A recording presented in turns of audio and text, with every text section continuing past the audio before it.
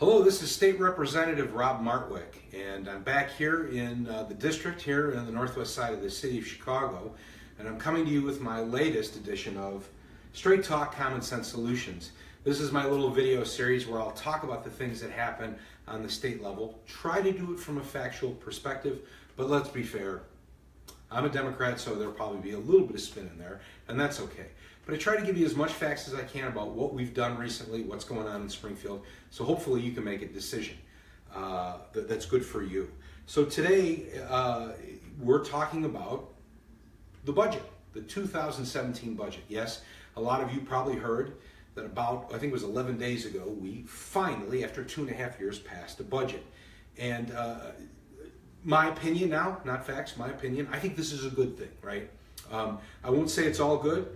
Certainly it's not the best budget we could have. It's certainly not exactly the budget I wanted, but that's the nature of democracy, right? If it was everything I wanted, it wouldn't be a democracy, it would be a dictatorship, and well, I'd be the dictator, which might be good for me, but probably not so good for you. But in a democracy, you know, we have people from different viewpoints and people from different geographic areas, and we have to compromise. The fact that we compromised and got a budget and secured the financial condition of the state, at least for the present, is far better than what would have happened, which is going over the fiscal cliff. But let's talk a little bit about the budget background. How did we get to this point? Everyone knows that Illinois hadn't been quite of a mess lately, so let's talk about it, right? And we'll start out in 2015. 2015, January, right before the new legislature and the new governor is sworn in, our legislature contemplated making the temporary 5% income tax permanent. Why? Well, there were many who believed that we would not be able to balance our budgets and sustain our fiscal future with giving up that revenue, right? So the temporary tax increase was set to expire to 3.75%. Who else thought this was a good idea? Governor Quinn. Even though he had just lost a race, he said to us, hurry up, pass the tax increase. Don't let this revenue expire, the state can't handle it. Who else said that? Judy Bartopinka, the former Republican comptroller, said, don't let this tax increase expire. The state can't withstand the loss of revenues. Somebody else weighed in on that was Governor-elect Rauner, and he said, look, my election was a referendum on that tax increase. And I said I could balance the budget without it. You should give me the opportunity to do that. So we in the legislature said, fair enough, you're right, Governor. You did run on that promise. We will give you the opportunity to balance the budget without raising taxes. In February, Governor Rauner delivered his very first budget address, and his first budget was over $3 billion out of balance while making devastating cuts to important services that service everybody, middle class, poor, our most vulnerable citizens. Also, in February, he released his very famous, now infamous, turnaround agenda, which was largely anti-union, anti-middle class initiatives. Some might qualify them as pro-business, and I think there's an argument that can be made that yes, some of them were very pro-business, but all of them came at the expense of shifting the burden of balancing our government's budgets on the backs of middle class people and expensive business or wealthy people. In February, the Democratic legislature approached the governor and said, look, we've got a huge hole in our budget. You just released a budget that was $3 billion out of balance while making devastating cuts. Let's do a combination of tax increases and cuts to balance the budget. And Governor Rauner said, absolutely not. Unless I get my agenda, we are not going to talk about the budget. And that led us down 2.5 years of inability to do a budget. The governor pretty much refusing to talk to us. So I said he made some devastating cuts. Let's just review these. Most people know them by now. Child care assistance for single working mothers. That's right. This wasn't just a free handout. This was for mothers who were working. Okay? He eliminated 90% of the eligibility. 90% of the single mothers who were getting child care assistance so they could go to work, have a job, pay taxes, cut them off the program. What do those mothers do by and large? Go on public assistance. Probably not a very smart cut. That was one of the cuts he made. 31% cuts to state universities, big cuts to MAP grants, monetary assistance program, that's tuition assistance, and elimination of funding for AP education. Well, what are all three of those things designed to do? They're designed to make a college degree affordable and accessible for middle class, working class, and poor students. Huge cuts to that. In another video series of mine that you can see before, I can show you how this would cost a family as much as $33,500 more in tuition costs to send one of their children to college.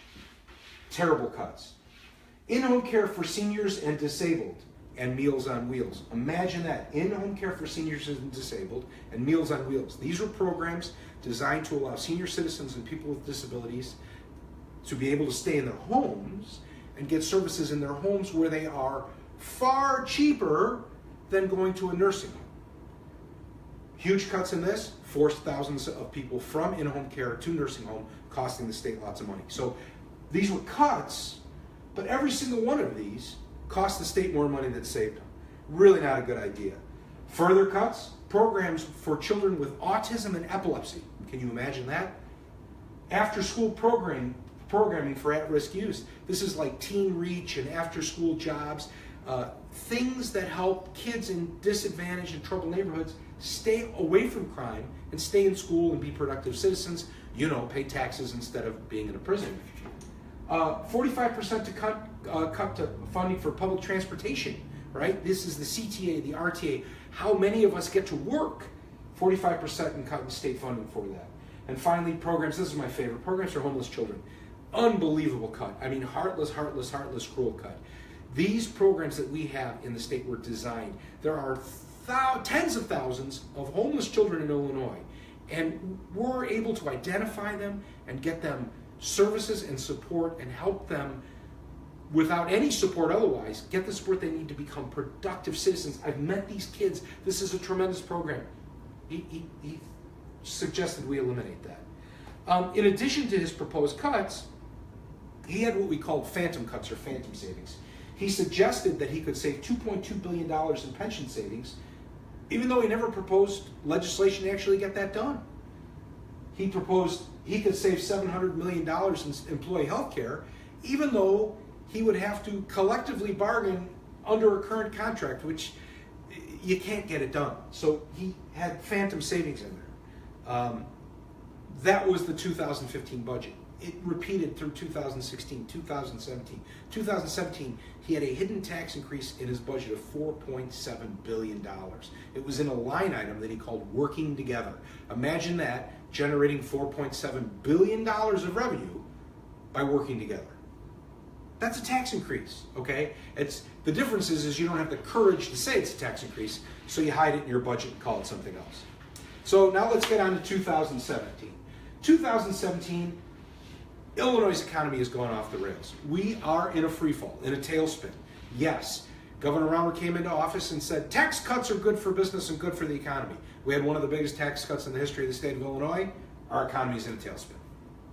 8 successive credit downgrades. 8 successive credit downgrades since Governor Rauner took office. These combined with credit downgrades that happened before him, I don't want to put it all on him, I agree that it's not all his fault. But we are now paying, get this, $1 billion a year in penalty interest, right? So the way we borrow money is we sell bonds. And when we sell bonds, we have to pay interest on that. But because of these successive credit downgrades, Illinois spends $1 billion a year in penalty interest. Interest above and beyond what it should be, and what it would be if we balanced our budgets and were responsible and tried to pay down our debts. People talk to me always about eliminating waste, right? Let's eliminate waste. I'll tell you what, programs for homeless children, not waste. Child care assistance for single working mothers, not waste. $1 billion to bond buyers because we're not responsible, there's your waste, okay? Our backlog of bills has skyrocketed. You've heard about this a lot. When Governor Rauner took office, we had about $4 billion in bills. We now have $15 billion in bills, an $11 billion additional accumulation of bills that we pay at 12% interest. 12% interest, that's crazy. Rating agencies were threatening junk bond status. They said, if you guys don't get your act together, and that's not what they said. They said, if you don't come together and compromise and pass a budget, we're going to downgrade you to junk. What would this do? It would cost us, on top of that $1 billion a year we pay in penalty interest, another $200 million of waste, simply because we couldn't compromise and get to a budget, agree on a budget. So finally in 2017, at the very end here, we have a good thing. We have a bipartisan desire to end this budget impasse. A bipartisan desire, and that's a good thing. We'll talk about it in a second. One little quick graphic here. Just wanted to show you this little graph. So I know this is hard to see. This is 12/31/2010, okay? And you can see our backlog of bills kind of floating around here, and the numbers here are about $8 billion to $9 billion in backlog of bills. And then in 2012, the balance starts to drop, a little increase, drops again, a little increase, drops again. 6/30/2015, 6 months after Governor Rauner took office, of course the first 6 months are due to the budget we passed before that, we're down to $5 billion in unpaid bills. By the time we get to now, June 20th, 2017, that backlog of bills has shot up to $15.24 billion of bills. Almost $11 billion of additional debt. And when the government has that debt, it's not the government that has debt. See, the government is, remember that whole thing about democracy? It's us. We're the government. It's not the government's debt, it's our debt. And this is what's been put on our backs. So I talked about a bipartisan desire to end this impasse. Well, we had two bipartisan efforts. Number one, and I think this one got the most press, it was the Senate Grand Bargain. And this was an initiative by Senate President Cullerton, the Democrat, and Leader Radonio, the Republican, leader of the Republican caucus. They got together and said, you know what, enough of this. Enough of this. We've worked together for years. We respect each other. We can come up with a compromise that can pass, and we can save this state. And they got down and they started working. Now, their budget negotiations were largely the two of them. They excluded the governor because he'd been nothing but a problem in this whole process. And so they decided he would be cut out, and they would find a solution that they could get their members to vote on. And they did. And they got to a point, and I can assure you that nobody liked it, but that's the nature of a compromise. Again, nobody's really happy about it, but it's something everyone can agree on. That's democracy.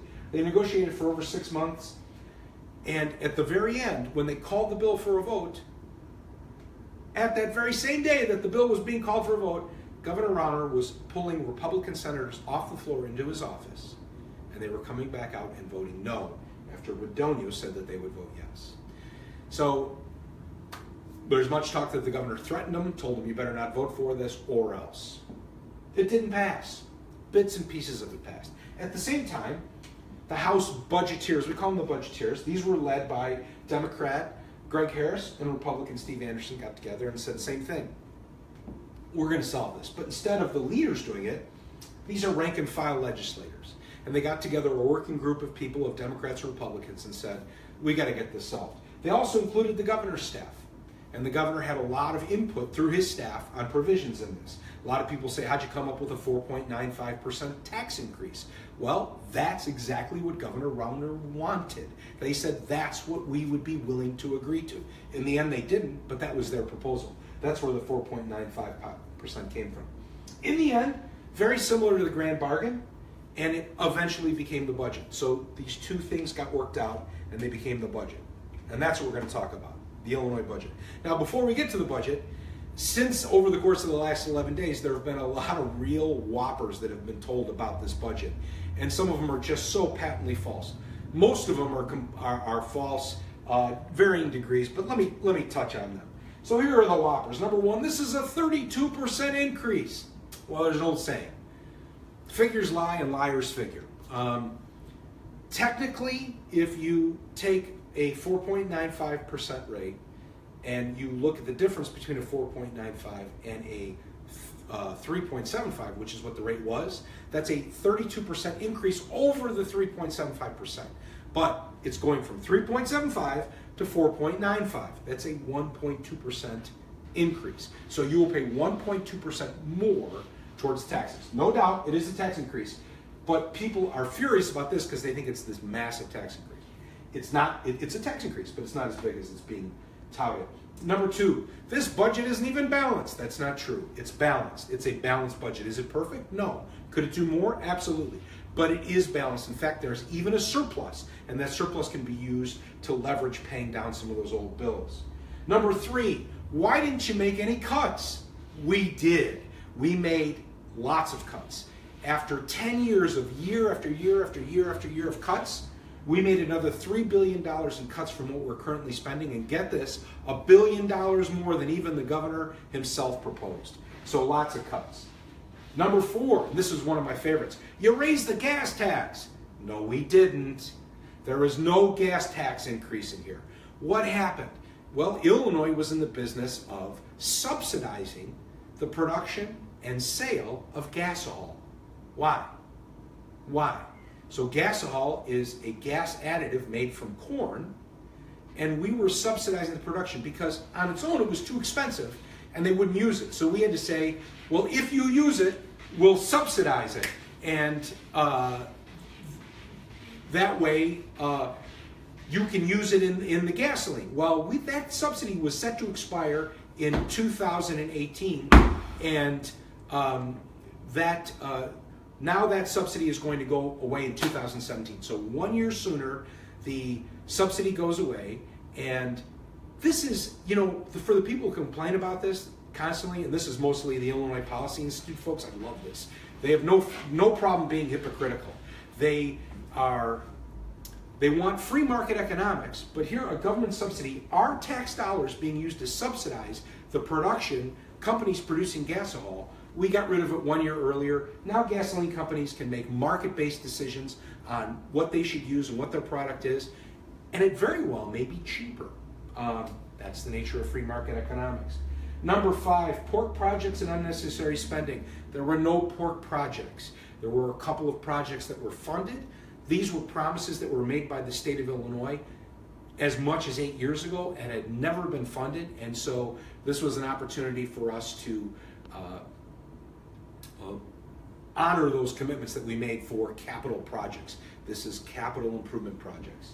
Finally, number 6, doesn't do enough to pay down our debts. And this is far and away my favorite. I get people, especially from the Illinois Policy Institute, what they like to say is this: you raised our taxes too high and you didn't do enough to pay down our debts. Seriously? How about a little math, folks, right? Like, we can't do more because we were limited by how much we raised. There's only so much you can do. Are we paying down our debts enough? No. But more would have meant a higher tax increase. No. So this is what's going down. There is definitely, all of these things are whoppers. So let's talk about what the budget actually does. Number 1, revenue. Personal rate goes to 4.95%. Corporate rate goes to 7%. That is the tax increase. It is a tax increase, let's be honest with you. Number 2, certain government or corporate loopholes have been closed. This raises revenue by not giving handouts to corporations. Finally, there's no expansion of the sales tax. This was a big concern. Would we expand sales tax to services like dry cleaning? That didn't happen. And finally, no tax on sweetened beverages. Now, I know that this is a big deal in Cook County.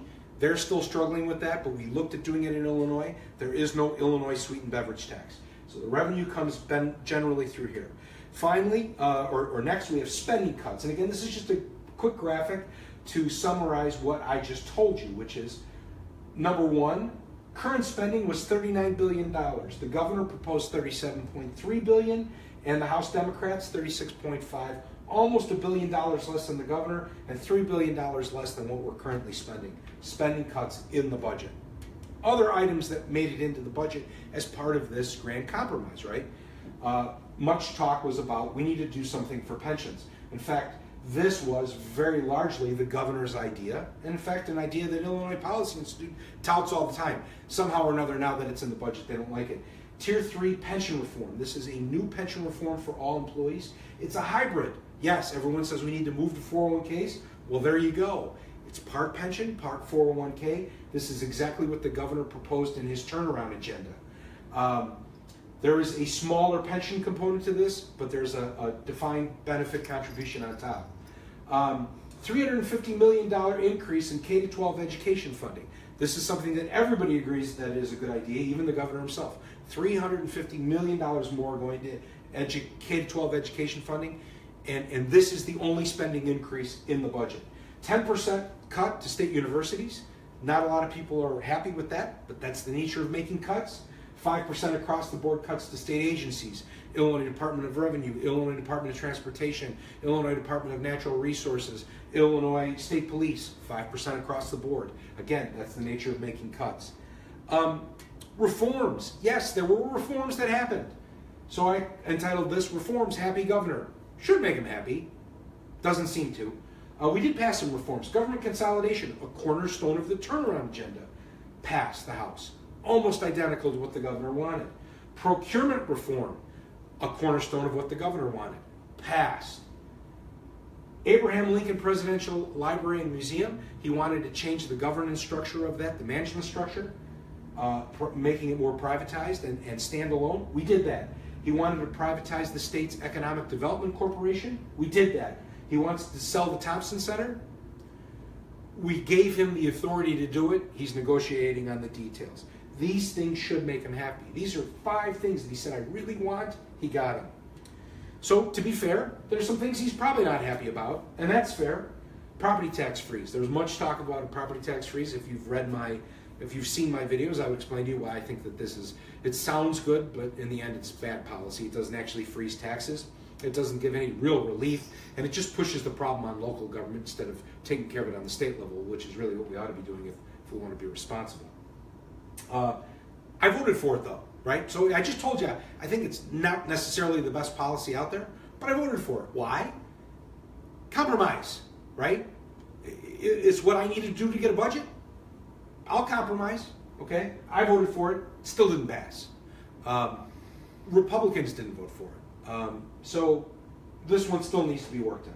Workers' compensation. We passed some reforms to workers' compensation. It's not everything the governor would want. There's still room to move there. Things we can work on in the future. Education funding. This is a big one. It's still waiting. Many of you know we're still trying to figure out how we're going to fund education. This is very important. We're going to go back and work on that. Term limits did not pass, and as far as I'm concerned, if any of you have heard my things, they will never pass. We have term limits in democracy. They're called elections. I stand by them. I'm not for democracy for dummies. If you don't like the person that represents you, go to work and get rid of them. It happens all the time. Powerful, long-term incumbents lose their elections all the time. The current House of Representatives, the average term of service is 6.5 years. We don't need term limits. And his anti-union stuff absolutely did not pass. So he'd probably be unhappy about that sort of stuff, but I'm not. Let's talk a little bit about expert testimony. This is important. I sit on the Revenue Committee. People say, is this budget a good idea or a bad idea? And I think in the end it's absolutely a good idea. And the reason is that, not because I think it is, but because we had expert economists come and testify before our committee and tell us what the state of Illinois was. What did Moody's Analytics say? They said that Illinois still is very attractive for business. We have so many assets in this state, not going to go into the details of them, but we have such a robust economy, businesses want to be here. Why? Oh, and then the turnaround agenda, they felt would have very little impact on the economy, despite what Governor Rauner says. We need this to promote growth in our economy. They said, what you need is a balanced budget. So the economists said you need a balanced budget. A balanced budget with a combination of spending cuts and tax increases to give businesses stability and predictability for the future. That's what they wanted. Now again, this isn't me saying it, so if you don't like it, call Moody's, all right? That's what they said. How about Nuveen? These guys are bond advisors to us. They said, this is the one that told us about the $1 billion a year of penalty interest.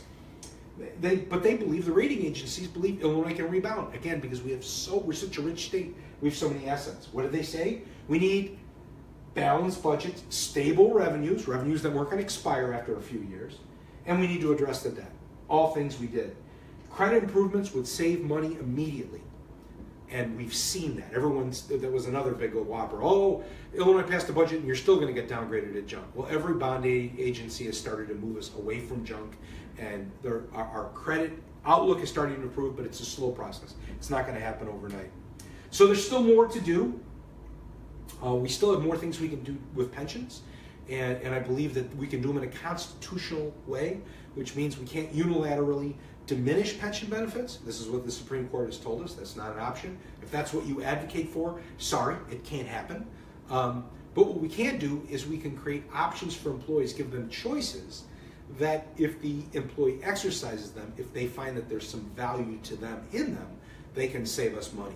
And these are things like a discounted present cash value buyout of future obligations.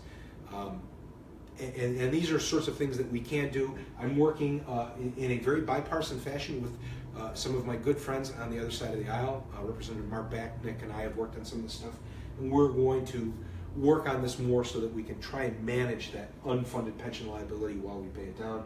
School funding reform, and then finally, what I put here at the bottom, but certainly not at the end of any discussion, should be at the top, real financial reforms, not political reforms, financial reforms, reforms about the way that we spend, raise and spend money, your money, so that we're more efficient.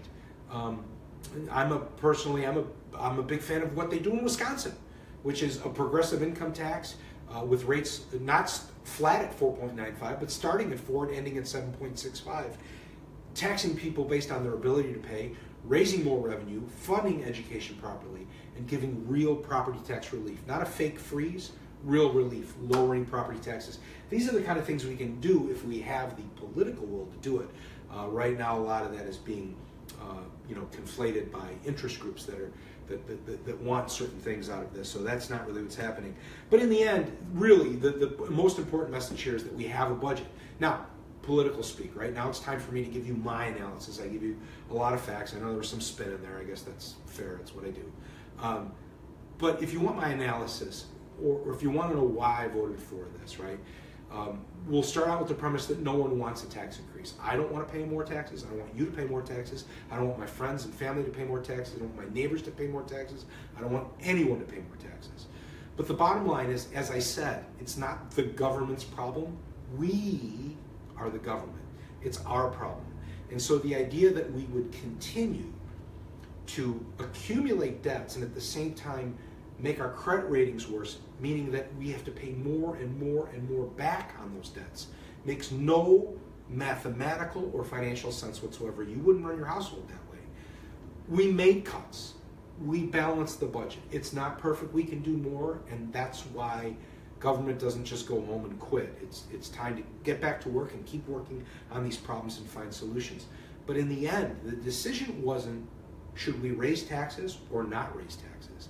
In the end, the decision was raise taxes now and stabilize the state, or let the state fall off a financial cliff, go into junk bond status, let our universities lose accreditation. Kids would not be able to get federal grants or state grants to go to college. No one would go to them. They would close up economic. If you want to see an out-migration, people talk about people leaving the state. Watch what would have happened if we would have hit that. That would have been terrible. And the hole that we would have gone into, what we would have needed to get ourselves out of that hole would have been a much bigger tax increase than what we just passed. So the decision wasn't should we raise taxes or not raise taxes. It was should we raise taxes a little bit now or a much higher rate later. This was the right decision for now. For me, I stand by it. I'm okay with you disagreeing with that. By all means, reach out, talk to me, tell me what you think about it. Prefer if you do it in a respectful manner. Less insults, a little bit more dialogue, straight talk. That's what we do here. But I'm happy to hear your thoughts on it. So that's my analysis of the 2017 budget. I know this is a long one. In the future, we'll give a little bit more breakdown. I'll give you an update when we go and handle education funding reform to see if there's going to be money to open the schools. The money's there. We just have to agree on how we spend it so we can open the schools on time. But in the meantime, thanks for watching. Thanks for participating. I hope this helps you understand a little bit about what we did with the budget. And if you have any questions, reach out. And until the next time, thanks. Take care.